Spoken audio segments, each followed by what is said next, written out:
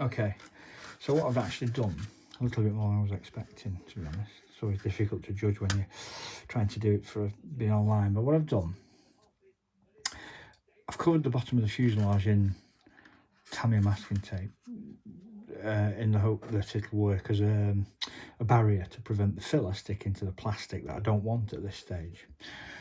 Okay, excuse me. Now you can see here, if I just hold that, in effect the filler's sort of bonding it to the aircraft, but it's actually only bonding it to the tape. And what I've done is I've held this piece in place and I've forced a little bit of filler into that gap that we had before. Now, before I forced it into the gap, what I did was actually trim some of the plastic card away on that rectangular plastic foot so that the filler was bonding to the filler and not the plastic card, otherwise it has a tendency to flake away.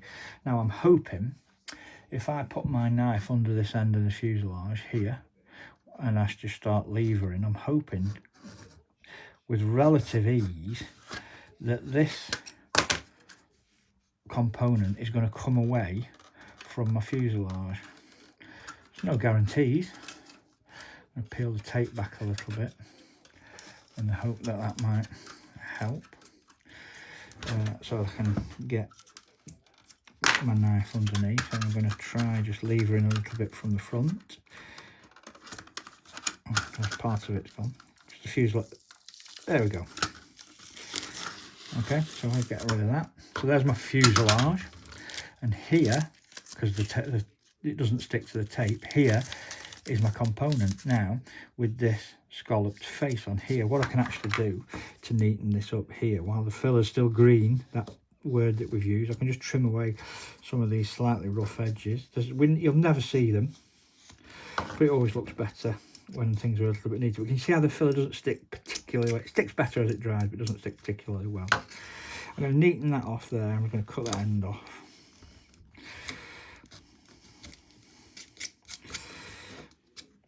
And we're going to come back to that. And what I'm going to do here is I'm going to just use my knife when this filler's still slightly green to trim back some of this shape. You'll see that in the ensuing time I've actually filled some of the gaps. I've created more gaps that need refilling now.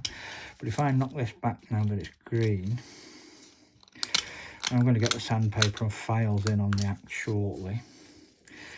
But if I just cut this back, trying to make sure that it's equal on both sides, and I've got that relatively nice shape. Got it there. I think I've got it there. Just going to cut a little bit more of this off just to help it a bit more even. See how that didn't stick to the plastic? It's not a problem, we can fill that. Or we can add some more filler later, but I'll just even it up. So basically what we've got now is this little scallop shape. Just knock some of these high spots off where I've just added bits of filler, partly because it makes the component easier to handle and not as rough on your fingers, but partly because while it's not set rock solid, it's a little bit easier. So this is not a finished component, as you can tell, by any standards, but it's getting closer every round of attacking it with filler and such like, and I'll show you just in a moment how close we're actually getting now on one more video from today. But you can see now I might have to just run a little bit of filler under that gap just to neaten it up, but we can see this shape that was very easily formed by taping up the fuselage. If I offer this up now, if I put that in the correct place at the back of the fuselage there, if we move to the front of the fuselage, we can see the fit now is substantially better. It's actually, there we are, sits in that position and that position there. Can we see how good that fit is now? I've got to trim some of this back yet. There's still too much material there, but can you see I can trim back to a line that's equal to the fit of the kit there, because it's been actually moulded against the kit. Let's see if we can just improve it a little bit while I'm talking, so you get an idea of how it would look with the feathered edge running up against the plastic, because we don't quite need all of this at the front now, because we put too much on, as we were supposed to do, to make sure that it was we've got enough material to start cutting back. We can see here I'm probably going to have to add some filler at that point here, but we can see the shape starting to appear now. Just cut back into that slightly.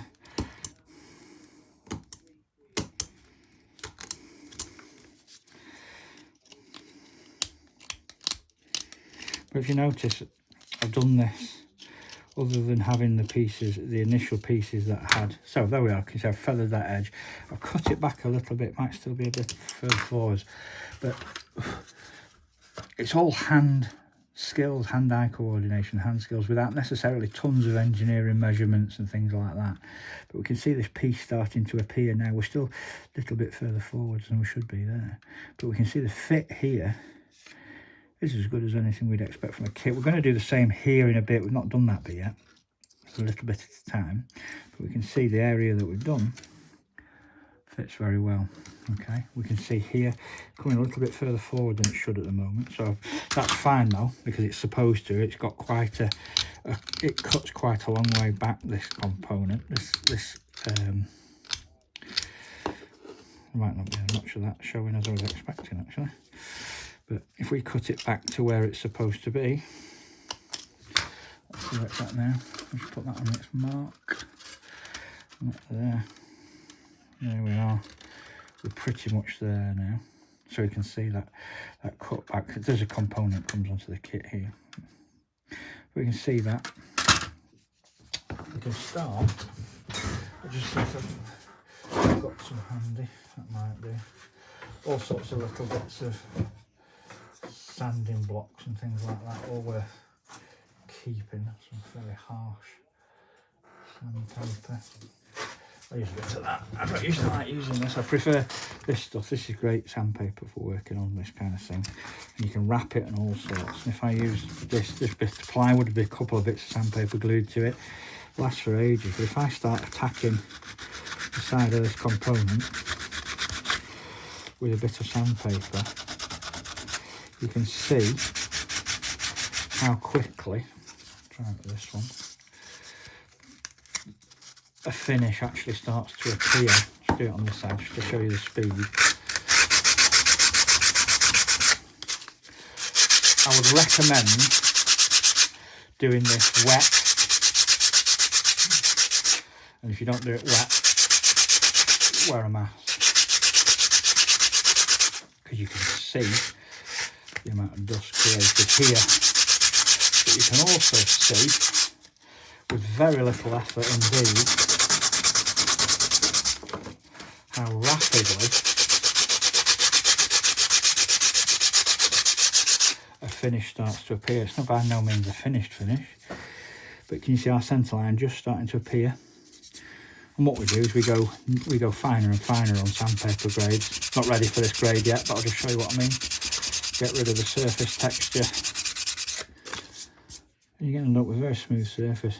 And when we get a neat line of white all the way around, and a neat line of white all the way around there, and then all the way around the centre line, we'll know that we're at the shape we wanted to achieve. So I've just got to finish this. Coming up next, and then it'll be ready for adding, well not adding, but it'll be ready for carrying the shape through to the fuselage. You can see we've got that nice fit now in that position. Still not used to holding it central. Okay, but I'm going to work on this component till it's somewhere close to finished now, and then when it's close to finish, I might give it, I'll give a demo of just finishing this little piece left here, so it's a good, neat, snug fit to the fuselage when we want it to be. Okay, that'll do for the time being.